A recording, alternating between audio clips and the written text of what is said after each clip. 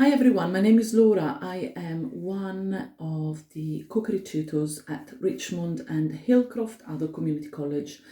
As you know, the college is now closed. However, we do have a number of courses still running online, and particularly cookery courses are proving to be very popular at the moment. So we decided to share a little recipe with you today. People are getting really creative at the moment in their kitchen because we have a limited choice of ingredients availability in supermarkets. That is not necessarily about things. You can still make amazing dishes with what you have. And today I'd like to talk you through a dish that is called Spicy Moroccan Eggs. Okay, so I'm just going to change the camera now so you can point at the chopping board and you can see what I will be doing today. Okay, so what you need for this dish is anything that you find in the cupboard. Okay, you need to have eggs. Okay, if you do not have eggs, okay, you can substitute the eggs with any other pulses, for example beans or chickpeas of any type. Okay, so in the unfortunate event that you don't have eggs, you can change that for so I'm just going to put these eggs on the side so they don't get broken. Okay, you will need a jar or a pack of tomato sauce. It can be any type of tomato sauce. It doesn't have to be passata like this one, but it can be chopped tomatoes. If you find only plum tomatoes, you can always crush them up with a fork. So you can use anything that you find in your cupboard. If you only have tomato paste, you can also dilute the tomato paste with hot water, okay, and make a sauce out of it. So anything will work. I'm going to use some fresh garlic today and some fresh chili because I had that in my cupboard. Having said that, if you don't have any fresh products at home, you can use any dried garlic like this one that I have here, or crushed chilies. Anything really will work for this dish. It's quite simple. So I'm going to start making some of it now. I'm going to put the ingredients on the side, okay, and just show you a little bit of chopping. Okay, so I'm going to start by peeling and crushing the garlic. The garlic cloves can be crushed by using a big knife like this. Okay, if you put it on top of it with the blade facing the other side, okay, and you just give a gentle bash on it, it will be much easier to open up and peel. Okay, that's a little secret that I've learned many years ago, and it's quite a practical way because a lot of people spend lots of time really trying to peel the garlic, and it's not the most pleasant ingredients to peel, I probably suggest. So I'm going to crush the second one as well. Take off the peel. Okay. Then I'm going to cut this knife, I'm going to cut this garlic really finely. Okay. I'm just holding my knife safely, my hands away. It doesn't have to be precise cutting, it can be in bigger or smaller chunks. It depends on how you like it. I like my garlic to be in smaller chunks, so I'm just going to make it really a little bit smaller. Okay. And again a little bit smaller. If you're using garlic granules like the ones that I have here, okay, it will be much straightforward and easy. You don't need to go through all this process of chopping up. But I don't think, I think garlic's got lovely flavour, so I'm going to use that today. Okay, so with the chilies, it depends on how much you like the chilies. Okay, I like my food to be spicy but not too hot, so I'm just going to cut a few little slices. Now bear in mind, okay, that with the chilies, that the spiciness comes from the seeds. Hopefully you can see inside there. Okay, so if you have a little round chili slice like this one, it will be quite, you know, hot but yet mild. If you want to have like a stronger chili flavor, you can keep cutting your chili and using all the seeds that are inside as well. Okay, so this is quite simple and straightforward. I'm gonna take this chopping board over to the cooker now, because we're gonna start frying this garlic. Okay,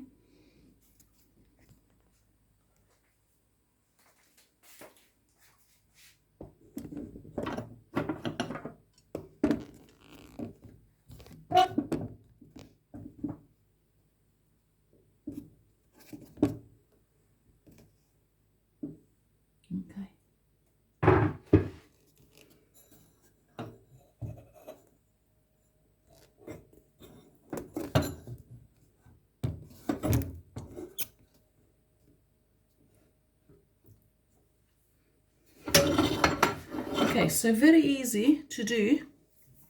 Okay, we're gonna start off by drizzling some olive oil in the frying pan, and I'm gonna turn the hob on.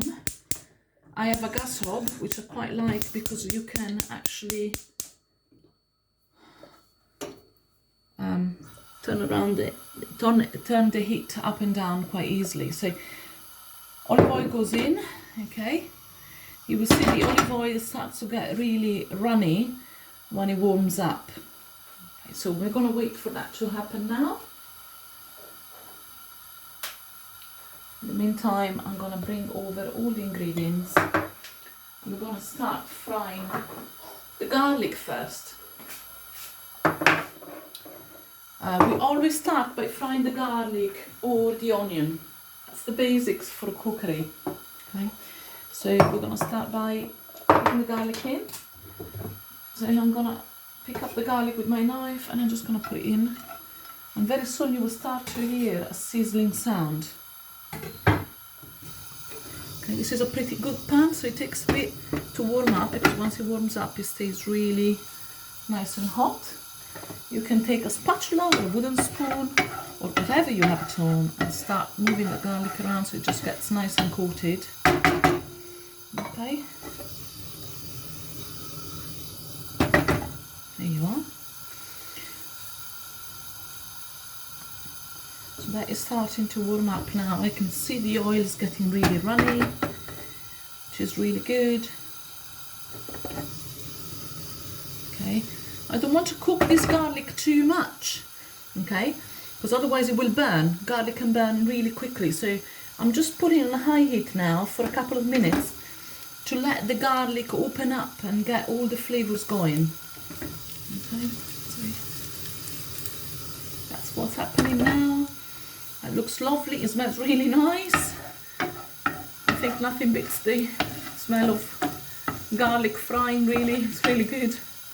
Okay, the next step that I'm going to do is I'm going to take the passata, okay, so now it's getting all nice and golden in colour, but I don't want this garlic to burn, so what I'm going to do, I'm going to be really careful.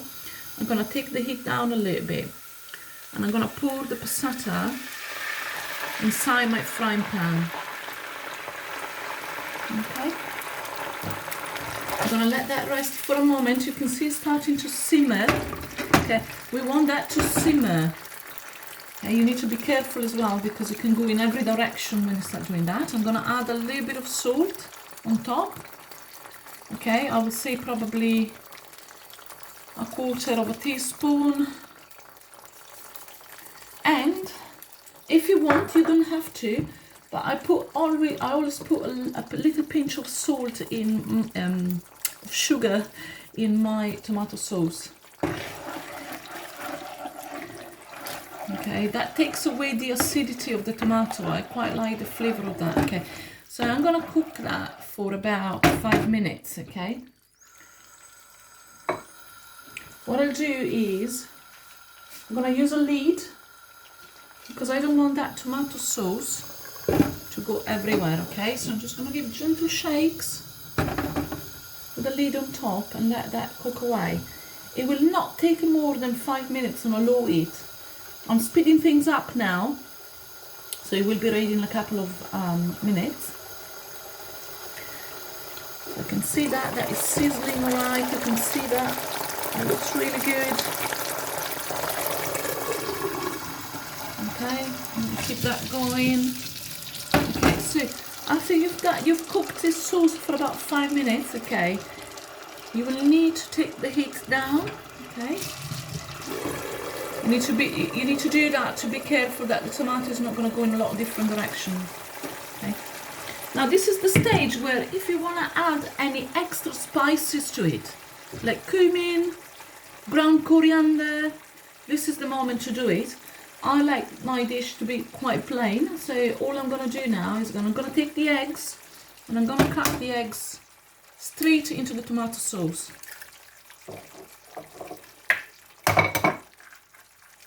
Okay. What I will do as well, I'm going to scatter the chilies that I cut before, the chili slices, over the dish.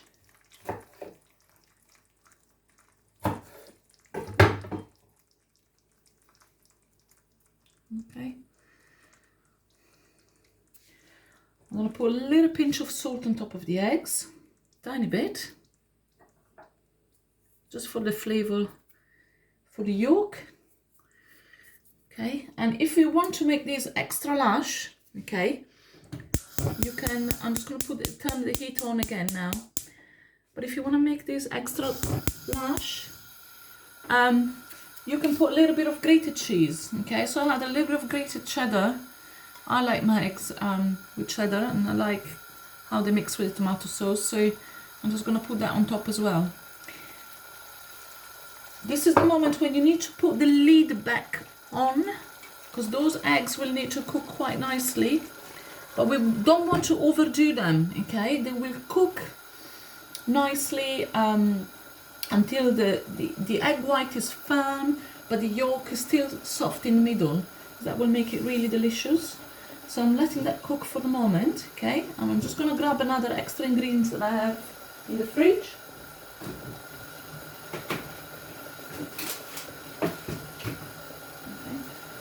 You can of course lift the lid to check how the cooking is going. Okay, I'm doing these eggs pretty quickly because of the recipe. We don't want to, but if you're cooking on a low heat, it will cook really nicely. So I'm just going to check quickly how that is going. That looks really good. Okay, so while that's cooking away, what I want to do is, I have some very convenient chopped coriander in my freezer. That is really convenient. They sell it in most supermarkets. You can keep it very nicely in the freezer, and you can use it at your convenience without the risk of that going off. And any herbs or spices really will help incredibly with the flavors, to give more flavors to food really. So I'm just going to put some coriander. I think it'll go really well with this dish. And I don't need to wait for that to defrost. I can simply just sprinkle some around the eggs. That's it. Okay, so I'm going to put the lid back on now. I can see, and hopefully you can see, that the egg whites are firming up. Okay, I'm not touching that much. The yolk is still quite soft there. Okay, so I want to cook that for another couple of minutes. Putting the lid back on because that will speed the cookery times.